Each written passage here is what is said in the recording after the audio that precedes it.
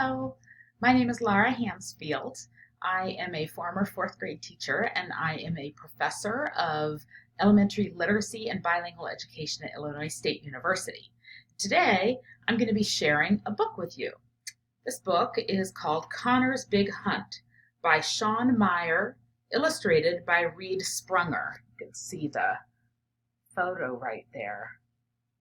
I actually chose this book for a few reasons. I've never hunted. It's not something that people in my family have done. I didn't grow up doing it.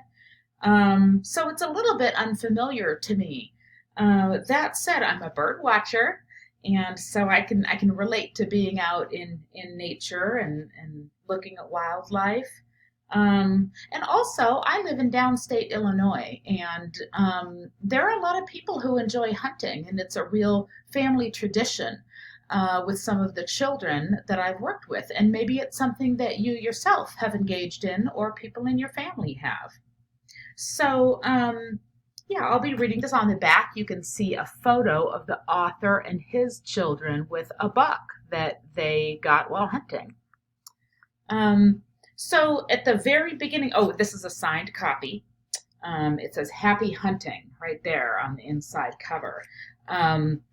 And I'm actually going to be hunting for something while I'm reading. So while I'm reading, I'm going to be focusing on the boy, the protagonist of this story, Connor. And I'm, in a sense, going to be hunting for clues as to what some of his funds of knowledge might be. What are some of the things that he might know that could be grounded in this family tradition of his of hunting? So I'm going to be thinking aloud as I go, and I'll be jotting them down as I notice them. All right. Wake up, Connor's dad whispered. Connor Watts sprang to his feet. He didn't always wake up so easily, but this was the morning he had been waiting for. The clock says 4:30 a.m. We need to be on the road in 30 minutes, Connor's dad reminded him. Connor hurried outside to get his hunting clothes off the line while his dad packed some snacks. Connor wondered what exciting adventure this crisp October morning would bring.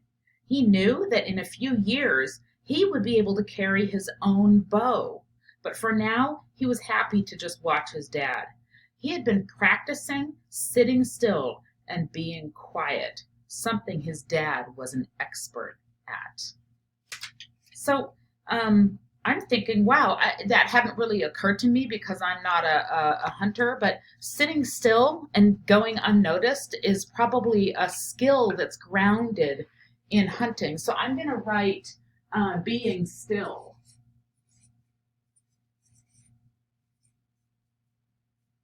My guess is that in Connor's classroom, when his teacher requests that students sit still or freeze, I'll bet he's pretty good at that. And you can see here is the picture spread of Connor all groggy in bed. And now we'll read this part. Connor's dad quizzed him while they got ready. Do you have your binoculars, Connor? Yes, Dad. What about your knife? Got that too, Dad. Looks like we're ready. Now that's interesting to me. I'm a mom. My kids are older than Connor, but I'll tell you, when my boys were Connor's age, I'm not sure when he was that age. He looks to be about 5 or 6. I'm not sure I would have let him have a knife. So that's really interesting. That tells me that he has some responsibility. That maybe other kids his age don't have or haven't taken on. Ability. I think I spelled that conventionally. Okay. The drive to Mrs. Cole's farm took 15 minutes, but to Connor, it seemed more like an hour. When they arrived, Mr. Watts parked the truck up on top of the hill. Remember, no more talking once we cross the fence unless it's really important. Okay, Dad. As Connor and his dad reached the fence, they noticed that a big tree limb had fallen on it. That made crossing it easier than usual. Connor wasn't afraid of walking in the dark when he was with his dad. The worst part was going through the wet grass. Even Connor's tall boots couldn't keep the dew from soaking his legs.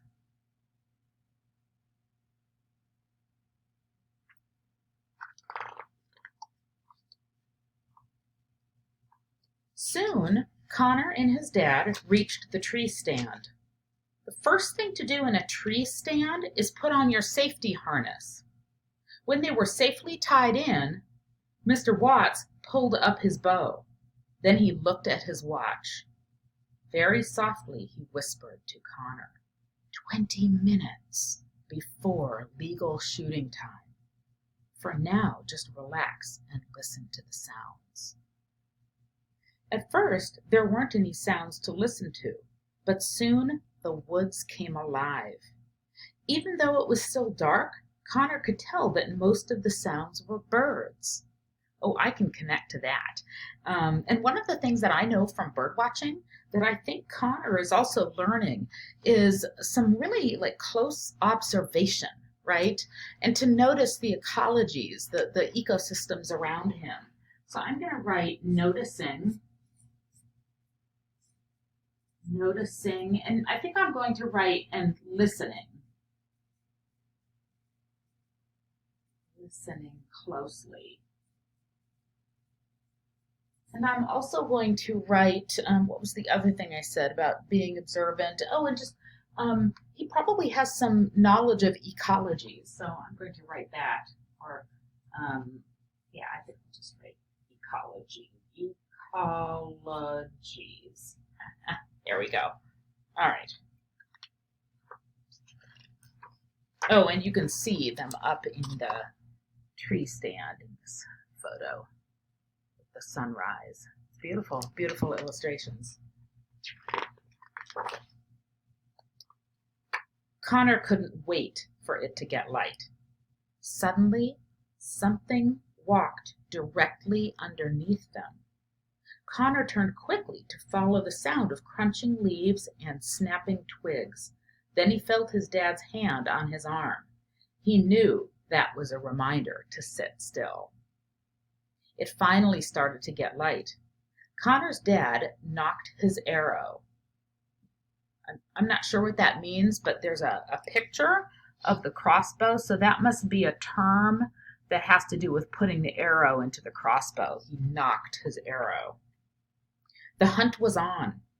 Connor remembered his dad's advice. If you have to move, move as slowly as you can. Then, when you think you can't move any slower, slow down. Connor detected motion. A deer. He started to turn to tell his dad, but he felt the familiar squeeze on his arm that told him Dad already saw the deer. It was a doe. Soon, 2 yearlings approached. Yearlings are deer that haven't grown up. They usually stay close to their mothers. Well, so this is interesting. This tells me that Connor might have some knowledge of animal behavior, right?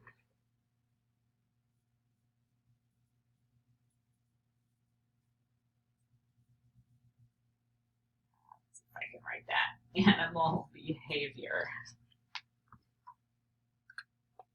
Connor enjoyed watching the doe and her yearlings. Connor's dad had told him that it's a good morning when you see deer, and it's a great morning if they don't see you. It was already a great morning. It wasn't long till the 3 deer meandered away and out of sight. You can see them there.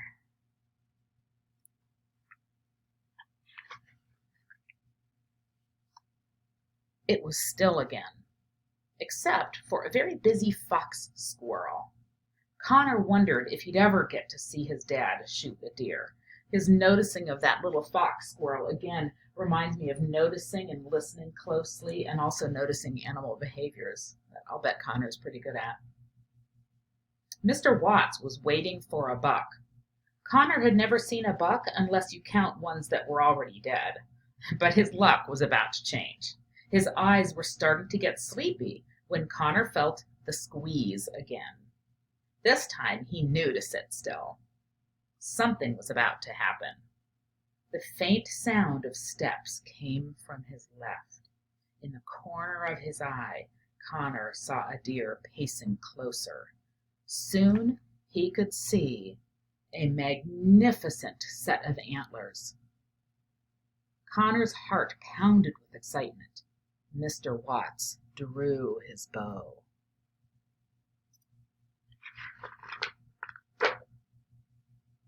The buck stopped. Connor wondered why his dad was not shooting, but he knew he couldn't ask. The deer reached back and licked its side, then started moving again, following the path. Connor couldn't believe it. His dad was going to let the big buck walk away. The grunting noise startled Connor. It was his dad's way of telling the buck to stop for a second. And it worked. The buck looked back. Everything happened really fast after that. No sooner did Connor hear the arrow release than he watched the buck disappear into the distance. It felt like the greatest moment of Connor's life. Connor's dad leaned over and said, "It was a good hit. We should have no trouble finding him." After that, he looked at his watch. It's interesting. So, one of the things that Connor has witnessed is his dad's expert way of actually communicating with the buck. And so I think that also relates to what I wrote before about animal behavior, right? 30 minutes of waiting seemed like forever to Connor. When the time was up, Connor and his dad followed a steady blood trail right to the deer. 10 points! How about a picture? Yeah, Connor shouted as he struggled to raise the buck's head. That's got to be I've never experienced that, but that's got to be an interesting sensation, right, for Connor, this young boy holding up the head of this dead buck. And that I can see the excitement. I also think that noticing of the passing of a life, right, must be a heavy thing as well, a substantial thing. It makes me think, I don't know for sure, I'm drawing an inference here, that Connor probably has some understandings of life cycles, right? Not to mention seasons, right? This is something that happens in the fall, so I'm going to write seasons as well.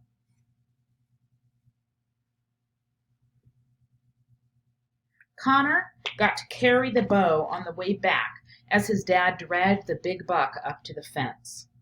"We'll leave him here and go get the truck," Connor's dad said. They returned with the truck. They're talking about his pickup truck, and you can see the picture spread here.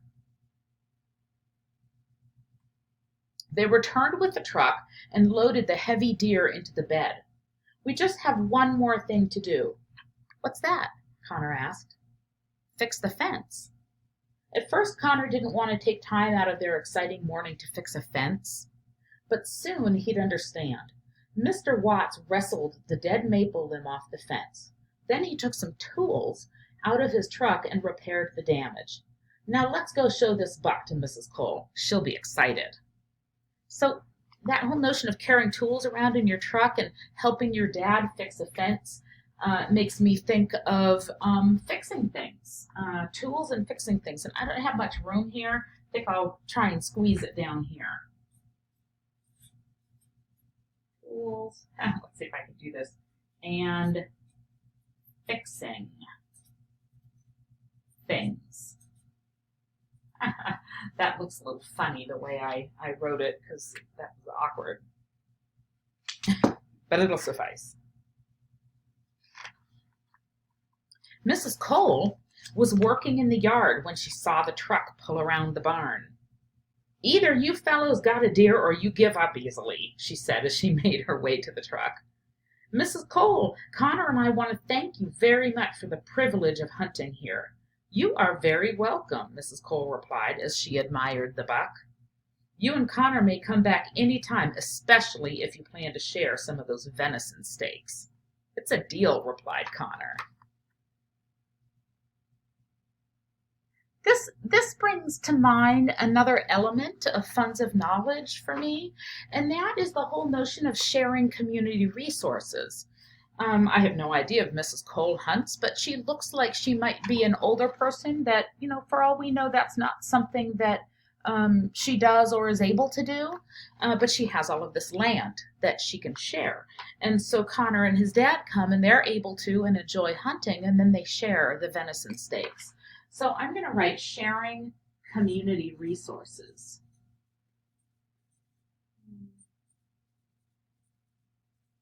Community resources. I think that kind of stands out as a separate one. If I wanted to, maybe I'll bullet all of those in a bit. But Connor couldn't wait to get home and show the buck to his mom. Dad, we didn't tell Mrs. Cole that we fixed her fence, Connor announced. The reason we fixed the fence is because helping out is the right thing to do, Connor. Let's just keep it our little secret, okay? Connor nodded. That's so interesting. So often kids, people in general, not just kids, do good things just because it's the right thing to do, but they expect some kind of recognition or a reward for doing it.